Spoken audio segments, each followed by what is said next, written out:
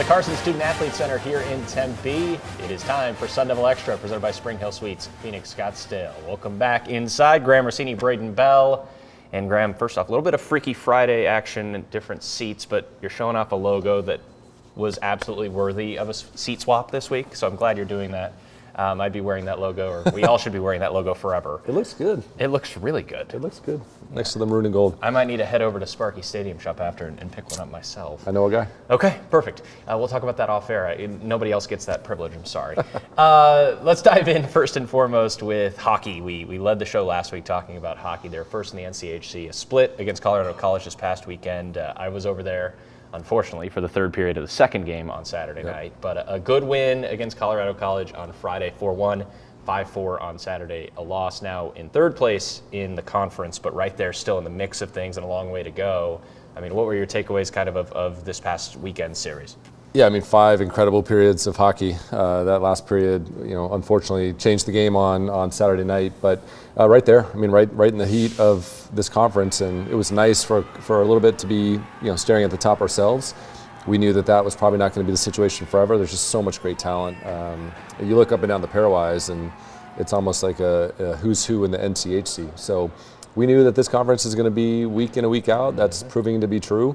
Heartbreaking to lose a game the way that we did Saturday evening, but I know the coaching staff got together right afterwards. They had, workouts Monday morning to kind of get the team locked back in, and a lot left to play for. And sitting there third in the best hockey conference in America at this point, with a lot of games left, is a good situation to be in. Just two points back as well. I mean, you're right there. One game away. Upset from someone else. Yeah, you're exactly right. One game away from getting right back on top. So certainly, while it was a bit of a wake-up call, I think sometimes, especially at this point of a season where there's still plenty of year left, not to say it was a good thing, but it's certainly something you can build off of and learn from moving forward. I mean, there's coaching moments all over the place, both in great games and then in games where it slips away. We've had that happen the last 2 homestands, that Saturday night, kind of so close to closing out a massive home sweep, and then it slips away at the end. And I know Coach Powers and his style is reinforce the things that are going well, but really focus on the parts of our game that we need to tighten up. And again, like we're in a different conversation in the spring where these games are meaningful, and we haven't had the benefit of a conference schedule that helps pairwise and helps strength of schedule and a lot of the metrics in the sport. We have that, but we also have the conference tournament coming up at the end of the runway. So it's all there for the taking. And these guys they're locked in on each other. They're proud to be Sun Devils, and they're getting great coaching and reinforcements along the way. So a lot of good takeaways. And again, reinforce the parts that are working well, tweak the parts that need to be cleaned up going into the stretch run, and I'm excited to see what they do. Yeah, a chance to re-lock in, kind of now head on the road against Miami, Ohio, a team that's dead last in the conference right now. Of course, there aren't any easy games in this conference, but if you are going to play anyone after that tough loss on Saturday, Miami, Ohio might not be a bad one. Better be ready to play. Yeah, got to be ready to go, and on the road, so a chance to kind of lock in us against the world mentality as well. For sure. Moving on now, speaking of a chance to go us against the world, but you're back at home on Saturday with men's basketball, of course, the game that everyone circles, Arizona, 11 a.m., national TV on CBS, expected to be a really good crowd on hand. Last week for ASU men's basketball, the big win against number 25 West Virginia. And then for about 35 minutes, similar to hockey, a really good performance against the number 3 team in the country before foul trouble and a few other things allowed it to slip away. But, you're looking at bracketology. It's the end of January now. I think we can kind of start talking about that. ASU's right now listed as the last 4 teams out. So you're right there. Right there in the conversation. A good week this week. Colorado on the road. And then, of course, Arizona, like we said, you're right back in the mix of things as far as the NCAA tournament goes. Yeah, I think Iowa State was a lot like the Kansas game. The score doesn't really reflect how close it was until the very end. And then, like you said, foul trouble, and the game got away in the last few minutes. I know this coaching staff is harping on every little detail. I know that they've been a little banged up. It's nice that we're starting to get some bodies back on the court.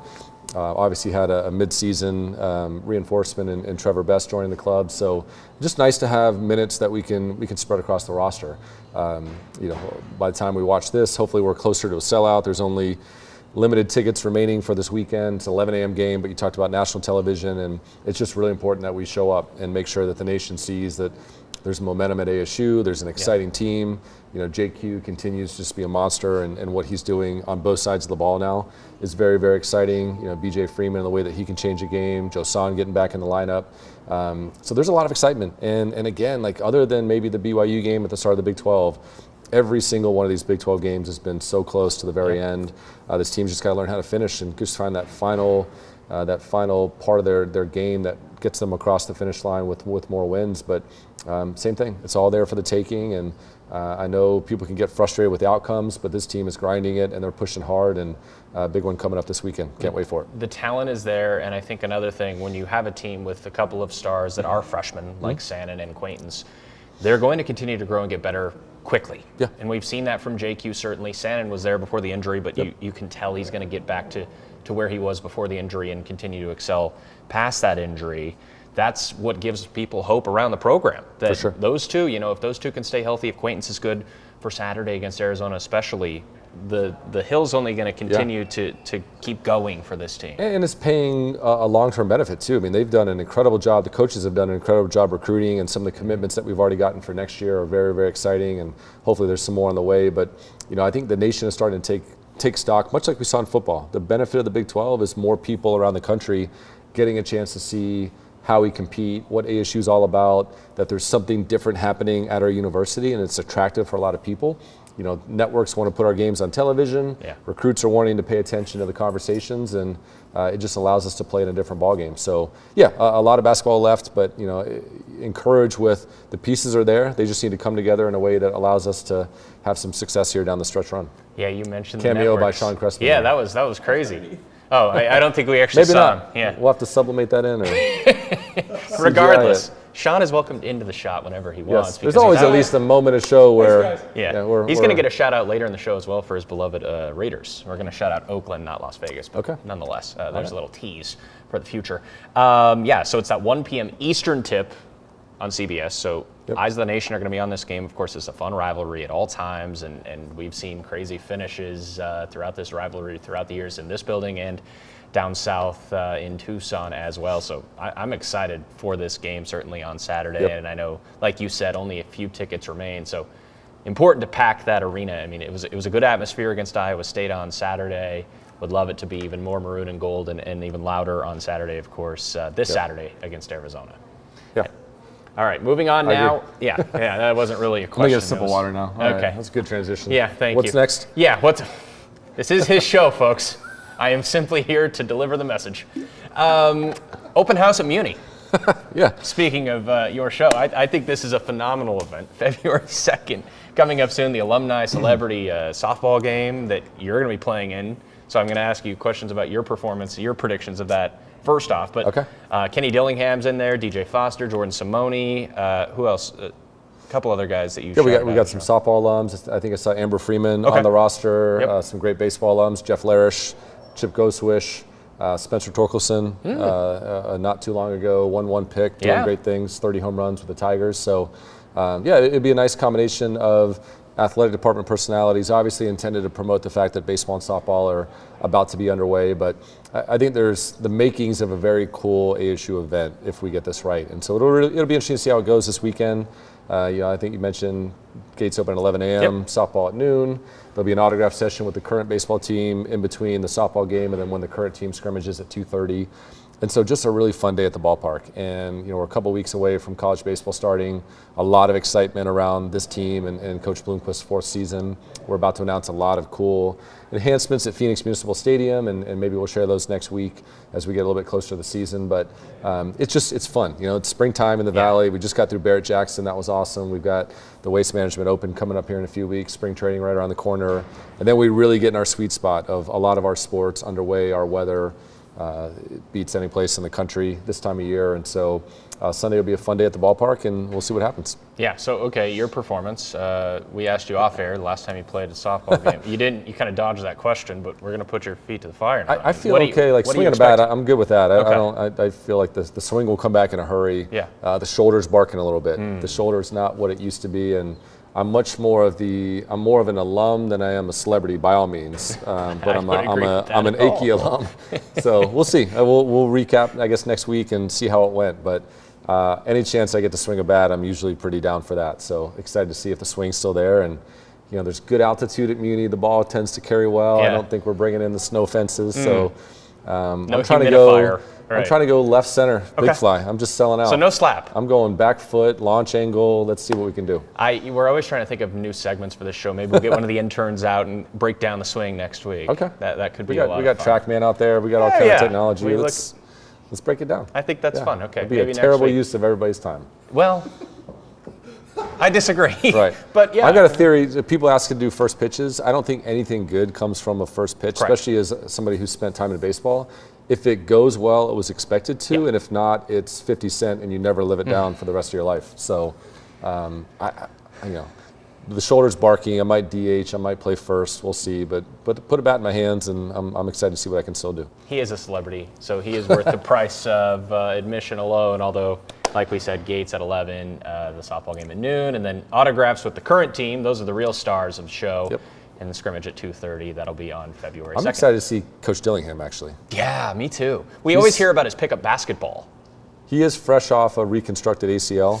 Okay. We got to get him sideline ready for the fall. They got a big spring on deck, so I'm going to be more mindful of keeping him out of harm's way. Yeah. He's younger than I am, but he's been under the knife and I haven't, so we'll see how that goes. Fans have seen his sprint speed, so I think from home to first, he's dangerous. He can sprint down the sideline and call a timeout. I think we're using the double bags this year. Good. So you got kind of an inside lane for base runners, and we'll see how that goes.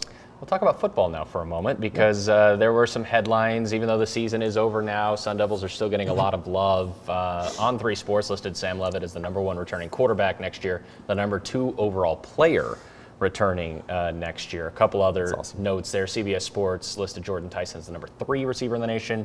Of course, these are just journalists doing their thing, getting clicks, but it's important to talk about, and it's good recognition for the program. And then lastly, ESPN released their top 100 players from this past season. Cam Scadaboo was #4. Yep. Sam Levitt, #58, and Jordan Tyson, #89. You can only assume if Jordan wouldn't have gotten hurt against U of A, it probably would have been higher because of the heater he was on for the last several games of his season. But really cool recognition, and obviously not a bad thing at all to have 2 of those 3 players we just mentioned coming back. I mean, the fact that the national media is talking about Sun Devil football in late January is a great sign. Both on the heels of the season that we've just enjoyed. Shout out CFP, available in Sparky Stadium Shop now. And find retailers everywhere, online retailers, that is. There you go. No, but a lot of excitement. Again, I mean, the excitement for football. We had a big meeting last Friday about our Fan Fest this spring, formerly known as the Spring Game, and now we're going to take a different spin on showcasing the team, but also having a great day for our fans and our families. And so a lot of excitement around the ideas there. We'll share more details as we get a little bit closer to it, but April 25th is certainly a date to circle on your calendars, and stay tuned for more information. But that's going to be a really important moment to see this new version of Sun Devil football and some incredible additions to the roster that came in via the transfer portal. And then you'll look up and August is not that far away when NAU comes in here. We're going to do the Saturday night again, August 30th against NAU to open up the season. That really worked out well last year, starting the season on a Saturday and just building that momentum from that point forward. We're almost 5,000 new season tickets sold at this point, and we don't play football for 7 more months. And so a lot of excitement, and nice to hear that these guys are getting the due recognition, and there's a lot that we can use to help open some more eyes with that. A lot of questions about the schedule release as well. I know you already touched on that, but that should be coming really soon as well. Yeah, I'd say before people watch the next episode of Sun Devil Extra, we'll probably have a football schedule. So and that's something for us to talk about next week. Coming very soon, yes. So it's exciting. Maybe we'll put the swing analysis on a back burner if we have the football schedule out. I would say there's a cool tradition post-Thanksgiving that we're returning to. It's something I would probably share. I like that. Yep. All right. That'll give fans our diehard fans can lock in on that one.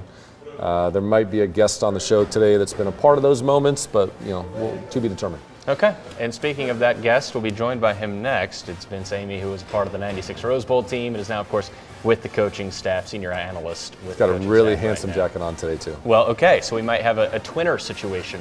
We'll see. He'll be in this chair when we come back on the Mountain America Credit Union Sun Devil Radio Network.